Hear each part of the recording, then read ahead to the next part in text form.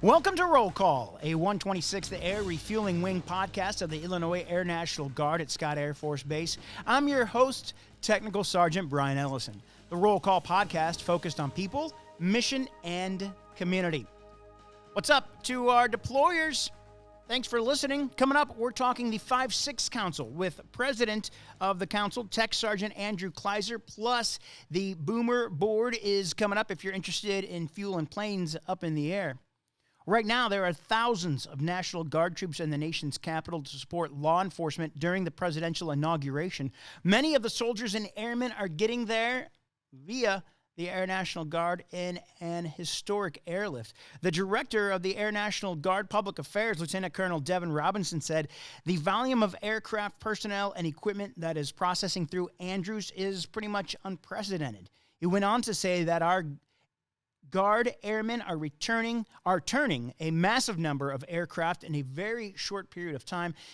He says it really is amazing. Some 125 National Guard aircraft, including one of our own tankers from the 126th Air Refueling Wing, flew 134 sorties into Washington, bringing more than 7,000 National Guard troops and 2.3 million pounds of cargo from around the nation. The flights into Joint Base Andrews in Maryland continued Saturday. They were handled by the 89th Airlift Wing. The director of Air National Guard, Lieutenant General Mike Lowe, said the type of mission that we are involved in right now just demonstrates the nature of the Air National Guard. He went on to say, "We pride ourselves in being the first to the fight, whether it be responding to natural disasters, COVID-19, civil unrest, or providing support to our local, state, and federal partners for the inauguration." In addition, more than 4,000 Guard members are protecting state capitals and other infrastructures in states. At the same time, more than 21,000 Guardsmen and women are supporting the COVID pandemic response in every state and territory. With overseas missions, there are nearly 71,000 National Guard members engaged in homeland and overseas missions. About half the Guard soldiers and airmen will conduct security-related missions to include crowd control, traffic control, and assisting with entry and exit points. State and local law enforcement agencies remain responsible for security. The D.C. National Guard will also perform ceremonial duties.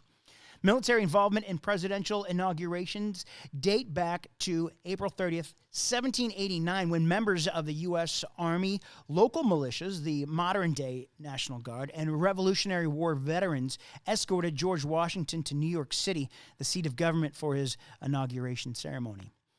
Vice President Mike Pence gave his thanks to the National Guard, saying that he wants to convey the gratitude the administration and the American people have for citizen soldiers and airmen who are here in our nation's capital, and to their families.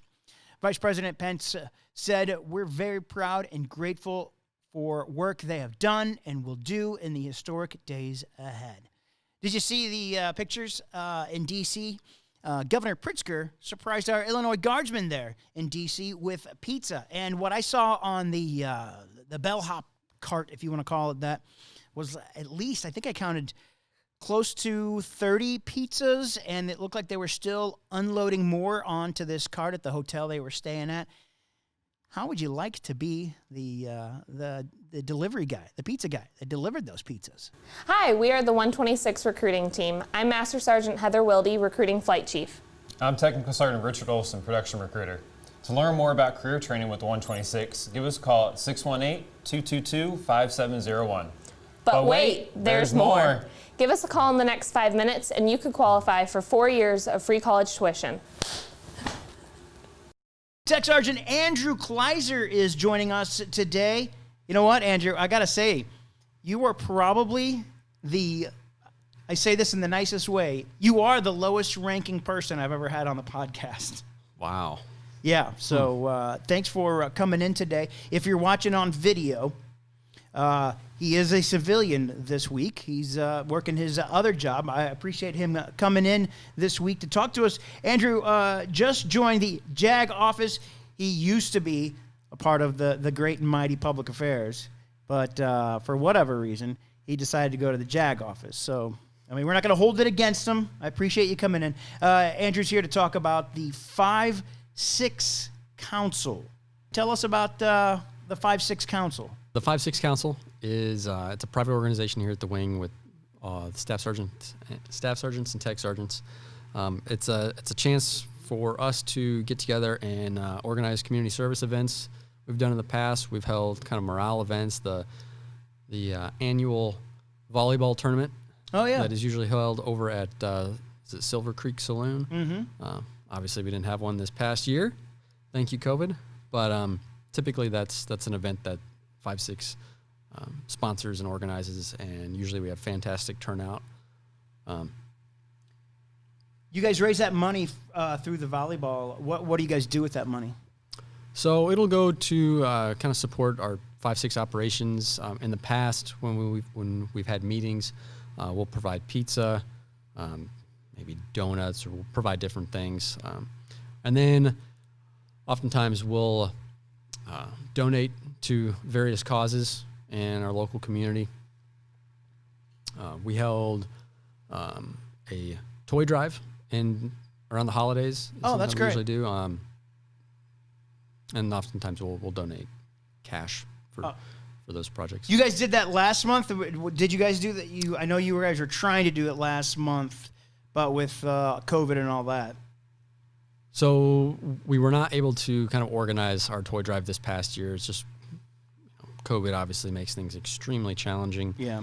And with all of our council members, or most of our council members, either teleworking or deployed. I think one left the wing as well. So it's, when we're all separated, it's not as easy, and right. It's not as easy to be organized and get stuff. Yeah. Get stuff done. I would imagine one thing with everybody meeting with a bunch of E5s, E6s meeting together. This is probably a good chance, just not to hang out, but maybe to kind of network too, right? Oh, absolutely. Again, COVID kind of put a damper on 5-6 meetings this past year, but we plan on having meetings again in the future. We're starting to kind of ramp things back up a little bit. Things will obviously have to change slightly. We're not going to be able to fill an auditorium with staff sergeants and tech sergeants anymore. But the goal is to get a small group of staffs and techs from each unit. So at least each unit is represented, and they can kind of be the POC, the 5-6 POC for their units, and bring back whatever information we share, events, and kind of share that among their peers. What's the challenge of having a club in the National Guard where we only really meet, we only get to see each other once a month? I'd say the biggest challenge is just having that distance, that separation. Before COVID, most of us were in the office, and it was pretty easy to schedule a meeting. Sure.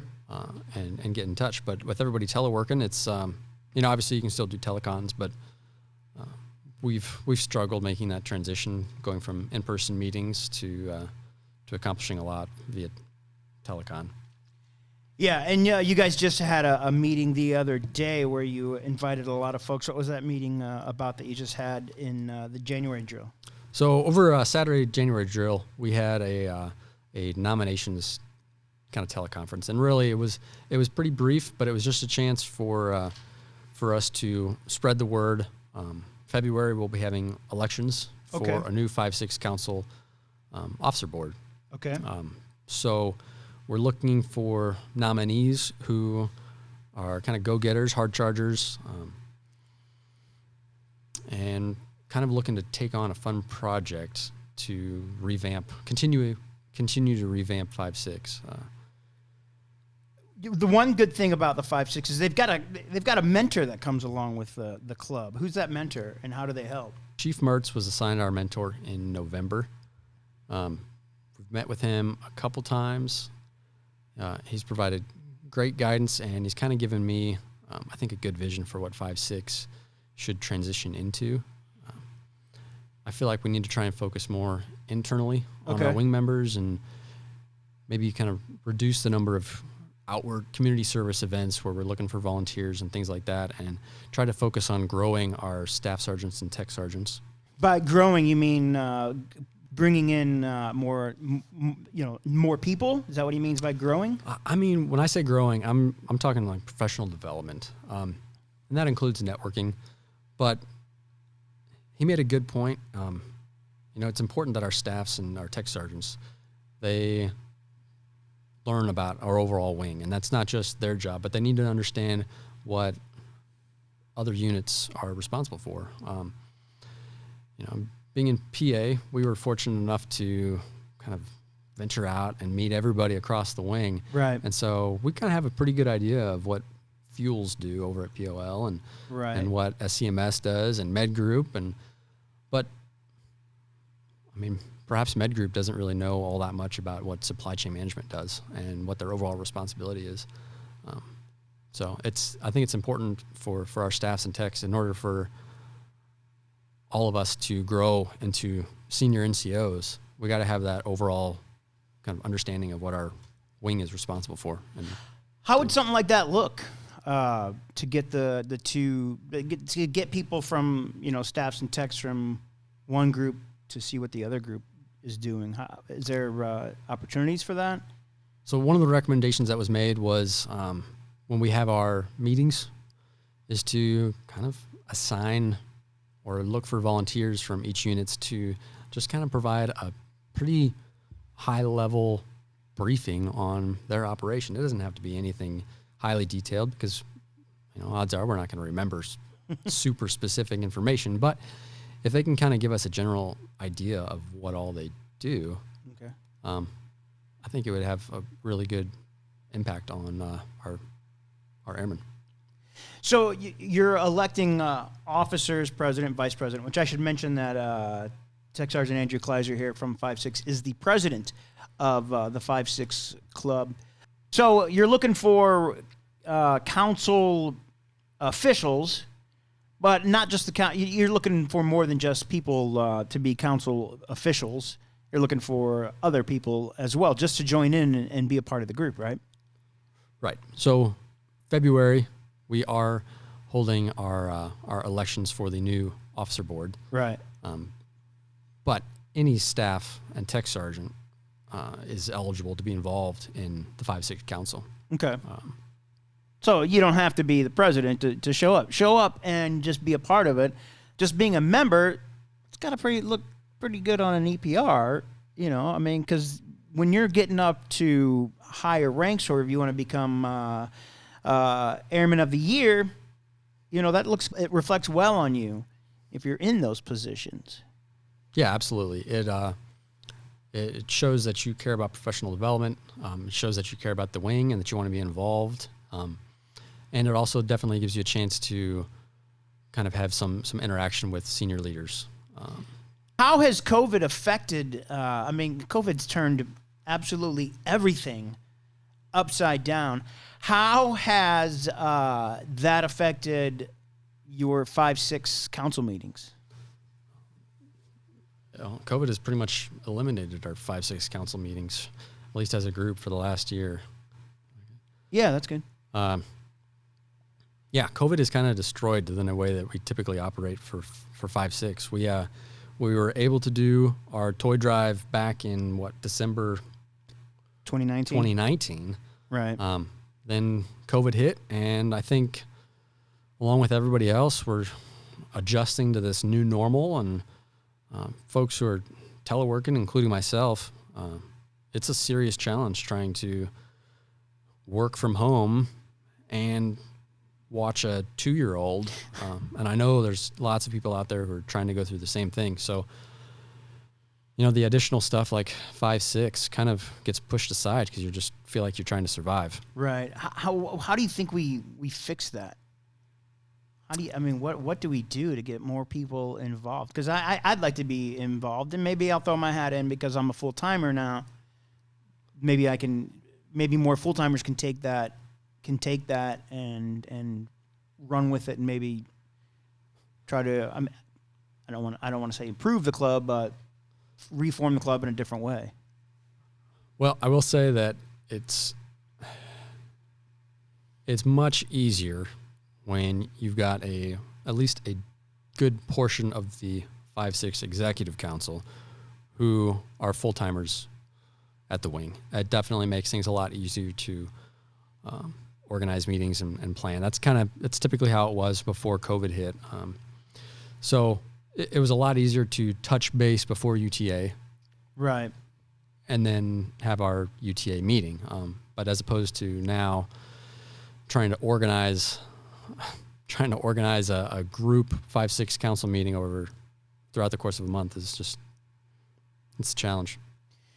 So, I mean, if you're listening to this and you're a full-timer, I know a lot of full-timers listen to this podcast. Really, if you're in the 5-6, really think about participating. What happens if I were to rank up? Do I stay in the council until at a certain point, or what happens there? So if you put on master, I believe, I'd have to double check our constitution, but I believe it's 6 months. I think you're able to stay in 5-6 for a period of about 6 months, and then you're shunned. Then you're shunned. And never thought of again. But there's always mentors needed out there. So maybe instead of being a quote voting member of 5-6, you can still be an advisor, and you can still encourage your staffs and techs to get involved and offer any guidance to them. So it's still good. So you are taking nominations now for the 5-6 council? Yep.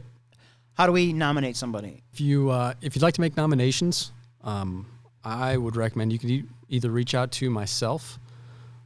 You can look me up in the global, or I would recommend reaching out to Lakeisha Williams. She's our secretary. Okay. And she can kind of keep track of everything and share that with the executive council.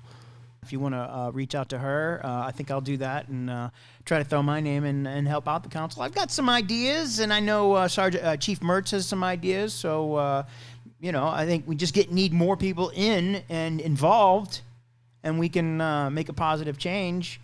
Because I always thought maybe the 5-6 council is just like you said, a career builder. It's just to get people in and to become better NCOs. And then along with, helping out the wing as well. You know what I think we should do? I think we should, because you're a cyclist, I'm a cyclist, I think we should have a century ride. We should do a 25-mile, a 50-mile, and a 100-mile option for the 5-6 club, to benefit the 5-6 club. Do you think we could find any sponsors? I think it'd be really hard to find a sponsor of the 5-6 century ride. I think I have an idea, though, of somebody who might be able to help out the 5-6 council century ride. Yeah, 25 miles, easy. Oh, yeah. You could do 25 miles. Anybody could do 25 miles. Yep. You can do it. Maybe, we'll even do a 10. We'll do a 10, 25, 50, 100. I'm liking this idea a lot. I think I'm going to nominate you. Okay. I would love to do this. Yeah, it would be great. I mean, we raise money for that. You raise money. I mean, I don't know if I would go you can do it. I think you can do it for pretty cheap, because I've done a lot of virtual rides over the last year.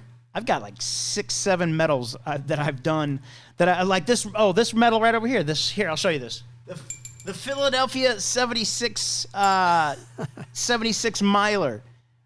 And awesome. I got a bell with a ribbon medal, and it was cheap. It was actually, that's awesome. But nowadays you can go online and you can do all these virtual rides. Like I did the Midnight Rambler, did that virtual this year, and it's a lot of fun. So we could even do a virtual ride for the 5-6 club. We could.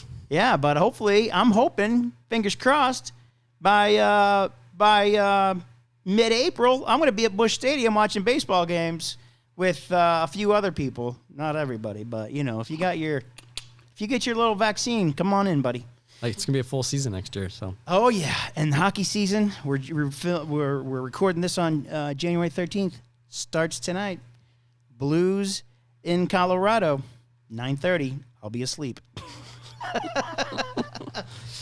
What made you choose to join the Air National Guard? So my dad was a navigator on the KC-135, actually. Oh, that's cool. I've kind of always been around the Air Force, and I've always known about the 135 and its mission.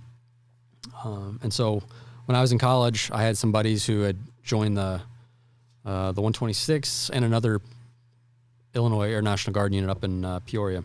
Okay. And halfway through college, I just decided I need a break. And so I decided to join the Guard. Esker was my recruiter. He found me a spot in PA. So before I knew it, I was in BMT and tech school, and then finally back in college. What did you get? You got your degree? Yeah, I studied accounting, and then I got my master's in business administration. Oh, nice. What made you choose the 126th? Because you said you joined the Air National Guard. You were in college. Were you living near Peoria at the time? No, I was at SIUE in Edwardsville, okay. so I was local. Okay. 126 just kind of made sense because it was convenient, but also I did really like the 135 and kind of that mission. So. And you've held several jobs in the public affairs. You started out as a broadcaster, right? I did. Started out as a broadcaster and kind of made the transition to photojournalism, which I enjoyed. You cross-trained into that. Yep. Because now, just in the last year, we've all become one. We are now called mass communicators. We're in mass communications. Tech Sergeant Kleiser, he's with the 5-6 Council. He's the president. He was in public affairs, and as we were just talking about, you're now in JAG, and very shortly, you're heading off to tech school, right? Yep, that's right. Going down to Montgomery, Alabama for 14 weeks. I'm gonna learn how to be a paralegal. That's exciting stuff. What made you want to choose that? Go from PA to just across the hall to JAG. You know what? So I've been in the Guard for about 11 years now, and I just kind of felt like I needed to try something new. Yeah. Love PA, love the people in PA, amazing team, great friendships, wonderful leaders. But I just kind of felt the pull towards learning something new. And an opportunity in contracting came up, and it really kind of meshes well with what I do on the civilian side as a contract specialist. And so I figured I'd jump on it. You're a contracting specialist so you don't wear a uniform you're working for the contracting in 375th? 375th as an Air Force civilian. Oh, okay. That's cool. So you were saying about contracting in the JAG? Yeah, I just kind of thought that while it's not the same thing, the legal training definitely complements what we do on the contracting side. Everything we do is based on acquisition regulation. So kind of getting training as a paralegal will kind of complement contracting. That's a great. I mean, that's great. I mean, that's what we try to push here in. I know that as part of the recruiting business is, hey, what you do on the on your weekend drills can certainly help you out in your civilian life, and that's what you're seeing. Oh yeah. Or maybe the opposite, but it's still you know, and being able to move to that from public affairs, which I don't know why you would ever leave public affairs. This is the greatest job in the world. But it was bittersweet leaving.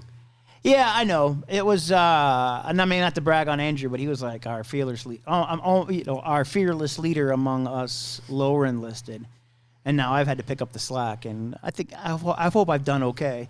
But yeah, I got total confidence in you. Thanks, buddy. So we got to talk about it. Cycling. Where are we at? How's it going? Are you indoors riding? A little bit. A little bit. You got that new setup? Didn't you get a new setup? I did get a new setup, and I do ride. The problem is I'm not consistent with my riding, so I'm not making any progress. But I'll have 14 weeks to hone my training and get back onto a schedule. And you have a cross. Regimen. What do you have? A cross bike? Mm-hmm. Yeah. What kind is it? Cannondale. Okay. Yeah. I mean, shoot, is it hilly down there in Montgomery, Alabama? That's where you're going. I mean, it's I really don't know actually. Yeah. You gotta get in the training. You gotta get in that mindset of wherever I'm going, I gotta see what the riding's like. See, I'm going to Poland, and I'm trying to angle to see how I can bring my bike. Are you bringing your bike? I'm trying. I'm figuring out how. scamming and scheming to see how I can get my bike over and just put it. We have that big black Pelican case. I think I might be able to fold it, or not fold it, but Take it apart. take it apart and be like, yeah, it's part of like radar and MASH sending home bits and pieces of a Jeep. Might be worth it. Yeah. Ride in another country? I mean, I've ridden in Germany, but I mean, just so say you've ridden in Poland, why not? I'm all about it. How often do you have elections for 5-6? It's about every year and a half. I guess the last thing I'd want to say with 5-6 is, like, I'll be honest. When I took over 5-6, I took over as president because I wanted to keep 5-6 going, and I knew that we kind of had a regular schedule. It was pretty straightforward. Right. You'd find a speaker to speak at your meetings. We had our community service events pretty much all planned out, the same ones every year. At our volleyball tournament, and then bam, we start planning for the next year and get your new board of officers on. But man, when I took over and COVID hit, I struggled to keep up with my own work and my own family. So I mean, you're not 5-6 alone. was tough. No, You're not absolutely alone. not. I know there's a lot of people out there who are struggling, And you got it hard too, because your wife. I mean, we got to mention your wife is a full-time nurse, and she's your wife's over in the reserves. Yep. Which unit she's in? yeah, she's over at the 932nd. 932nd. So I mean, you got it. Yeah, it's a lot to take in. A lot to, It's a lot, but keep going. And, everybody. There's a lot of folks out there who are juggling just as much as we are. But everybody has priorities, and there's only so much that you can do and you can plan. So I would encourage, if there's some staffs and some techs out there who are ambitious and excited, not that I'm not ambitious or excited, but if they're ambitious and excited to kind of take on a project and really just hit the ground running, 5-6 is looking for you.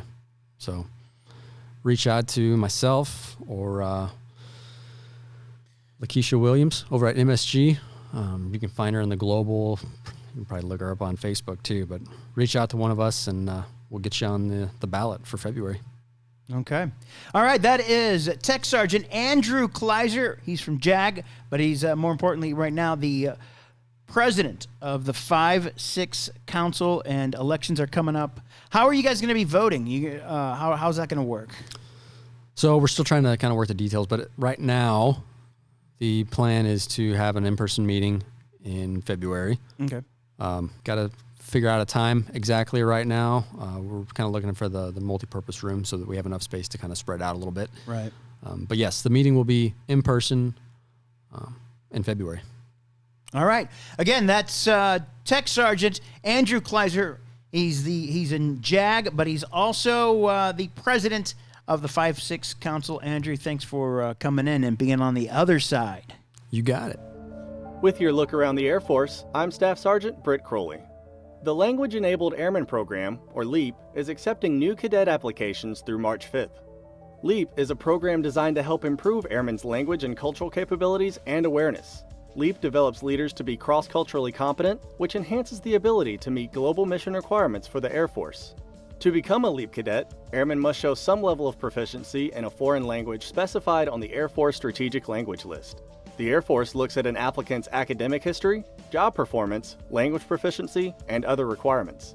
Cadets in LEAP are required to take online classes and attend language immersions known as language-intensive training events. The Department of Defense is committed to providing flexible support to FEMA and America's COVID-19 response. Military members have deployed to hospitals and medical centers across the U.S. and have worked alongside civilian doctors to help manage and treat patients during the various waves of COVID. With medical centers overwhelmed during the fight against COVID, having extra personnel from the DoD has allowed for a collaborative effort between medical professionals to provide care. The Department of the Air Force is working to make sure disciplinary actions are carried out in a fair and impartial way. Commanders must now track data from lesser disciplinary actions that include administrative counseling, admonishments, and reprimands. They'll look at data demographics like rank, age, gender, race, and ethnicity of those who issue and receive the discipline in order to find any instances of unfairness. Commanders will report their findings to Installation Staff Judge Advocates. Lieutenant General Jeffrey Rockwell, Judge Advocate General for the Department of the Air Force, says the intent is to aid commanders in their responsibility to build a lethal, disciplined force to execute national security missions, and more specifically to see disciplinary trends in their organizations. And that's your look around the Air Force. Coming up in February is a boom selection board for current military members and civilians. A boom operator, that's the in-flight refueling specialist selection board, is for drill status guardsmen. That's your DSG guardsmen. The board is tentatively scheduled for February 20th at 09. Applications are due by the end of business, close of business, 17 February. Applications need to have a cover letter, a resume that must include 3 references, 3 letters of recommendation, which may come from references, a minimum armed service vocational aptitude battery ASVAB is 55 in the general category. I forgot what ASVAB stood for. Now I know. I won't remember it, though. See the recruiting Facebook page for more information on the board and what else you need, or give the recruiting office a call, 618-222-5701. You can call the Scott Air Force Base Information Hotline, 618-256-7232 in case of inclement weather, or check the Scott Air Force Base Facebook page or the 126th Air Refueling Wing Facebook page. That's in case of inclement weather. You can find all of our links to our webpage and Facebook at linktr.ee/126ARW. If you're watching on Facebook or Instagram, you can also download this on your favorite podcast app. Take us with you, please. Thanks for listening to Roll Call, a 126th Air Refueling Wing podcast focused on people, mission, and community. I'm Tech Sergeant Brian Ellison.